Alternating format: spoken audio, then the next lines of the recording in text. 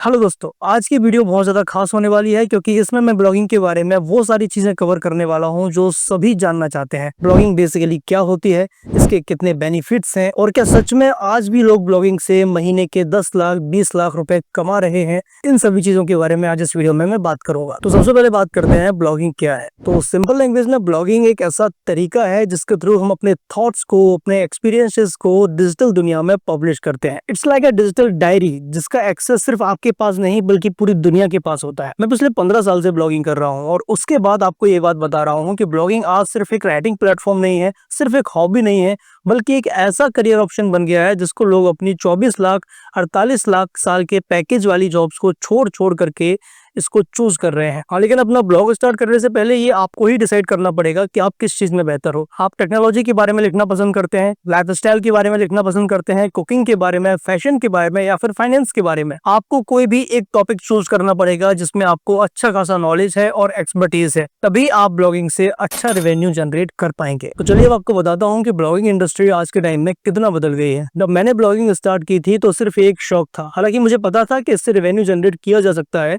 क्योंकि उस समय काफी लोग जनरेट कर रहे थे, लेकिन ये मैंने कभी नहीं सोचा था कि यही मेरा करियर बन जाएगा। आज के टाइम में ब्लॉगिंग इंडस्ट्री बहुत ज्यादा इवॉल्व हो गई है। लोग इससे अपने घर बैठ करके बड़ी बड़ी एमएनसी कंपनीज जितना पे करती हैं उससे कई गुना ज्यादा रेवेन्यू जनरेट कर रहे हैं। यही रीजन है कि ब्लॉगिंग आज सिर्फ आर्टिकल्स लिखने तक सीमित नहीं है, ये एक फुल फ्लेज्ड बिजनेस ऑप्शन बन चुका है जिसमें आपको पूरी स्ट्रेटेजी के साथ काम करना होगा। आपको एसईओ से लेकर के मोनेटाइजेशन ट्रिक्स तक सब कुछ आना चाहिए, तभी आप अपने ब्लॉग को सक्सेसफुल बना पाएंगे, तभी आप उससे रेवेन्यू भी जनरेट कर पाएंगे। चलिए अब बात कर लेते हैं ब्लॉगिंग के बेनिफिट्स के बारे में। तो सबसे बड़ा बेनिफिट तो यही है कि आपको कहीं भी जॉब ढूंढने की जरूरत नहीं पड़ती।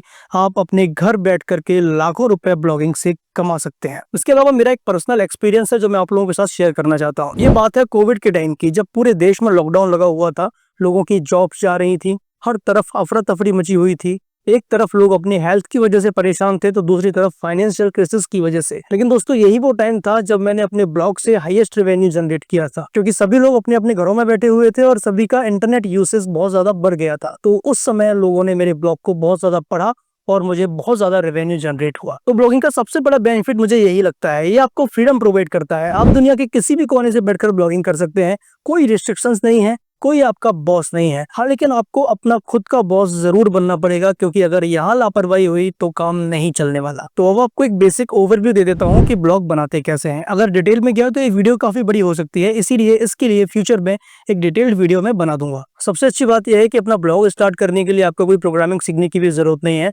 आप वर्डप्रेस जैसे किसी सीएमएस का यूज कर सकते हैं और अपना ब्लॉग स्टार्ट कर सकते हैं। तो सबसे पहले अपना ब्लॉग स्टार्ट करने के लिए आपको दो चीजों की जरूरत पड़ेगी, एक डोमेन नेम और एक वेब होस्टिंग। डोमेन नेम आपको GoDaddy जैसे किसी डोमेन रजिस्ट्रार से जाकर बाय करना पड़ेगा, जो आपको लगभग 1000 से 1200 के बीच में मिल जाएगा। और वेब होस्टिंग के लिए काफी सारी वेब होस्टिंग कंपनीज अवेलेबल हैं। आपको शुरुआत में शेयर्ड होस्टिंग प्लान लेना चाहिए जो आपको समथिंग 100 से 300 रुपए के बीच में महीने का पड़ जाएगा, जो आप परचेज कर सकते हैं। तो डोमेन और होस्टिंग परचेज कर लेने के बाद और वर्डप्रेस इंस्टॉल कर लेने के बाद कुछ बेसिक कस्टमाइजेशंस होते हैं, जैसे आपको थीम इंस्टॉल करनी होगी, अपने पसंदीदा कुछ प्लगइन्स इंस्टॉल करने होंगे और अपने वर्डप्रेस डैशबोर्ड को एसईओ के हिसाब से ऑप्टिमाइज करना होगा। ये सभी कुछ आपको कर लेना चाहिए अपना पहला ब्लॉग पोस्ट पब्लिश करने से पहले। चलिए अब थोड़ा बात करते हैं एआई के ब्लॉगिंग पर इम्पैक्ट के बारे में। आज के टाइम में लोग ब्लॉग स्टार्ट करने से पहले 50 बार सोचते हैं कि अब तो एआई आ गया है, चैट जीपीटी जैसे टूल्स आ गए हैं, फिर लोग गूगल सर्च में जाकर मेरा ब्लॉग क्यों पढ़ने के लिए जाएंगे। तो इसका सीधा सा जवाब यही है कि एआई टूल्स कंटेंट तो जनरेट कर सकते हैं, लेकिन उसमें जो पर्सनल टच,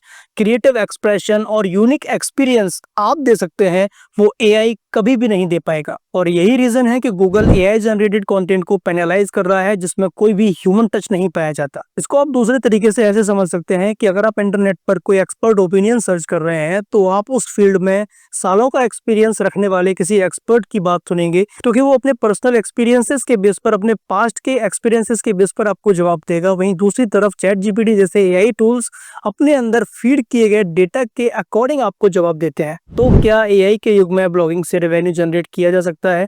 क्या एआई के इस युग में अपना ब्लॉग स्टार्ट करना चाहिए? बिल्कुल करना चाहिए। मैं कहूँगा बिल्कुल करना चाहिए, बल्कि मैं तो ये भी कहूँगा कि यही बेस्ट टाइम है अपना ब्लॉग स्टार्ट करने के लिए, क्योंकि आज के टाइम में आपको कंटेंट लिखने में हेल्प करने के लिए कई सारे एआई टूल्स अवेलेबल हैं। आज के टाइम में आपको आपके कंटेंट में ग्रामर एरर्स बताने वाले कई सारे टूल्स अवेलेबल हैं। आज के टाइम में आपके लिए कई सारे एसईओ टूल्स अवेलेबल हैं। आज का टाइम ब्लॉगिंग स्टार्ट करने के लिए बेस्ट टाइम है। लेकिन एआई के इस दौर में सरवाइव करने के लिए आपको इतना ध्यान जरूर रखना है कि जितना यूज आप इन एआई टूल्स का करें, उससे ज्यादा यूज आपको अपने दिमाग का करना है।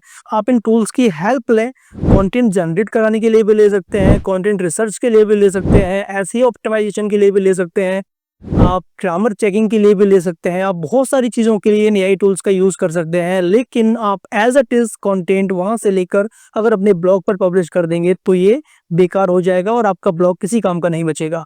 आपको उसमें ह्यूमन टच तो देना ही पड़ेगा। आपको उसको पूरा का पूरा रीजनरेट करना पड़ेगा। आपको उसको खुद से ही लिखना पड़ेगा। आपको इन टूल्स का यूज़ सिर्फ हेल्प लेने के लिए करना होगा।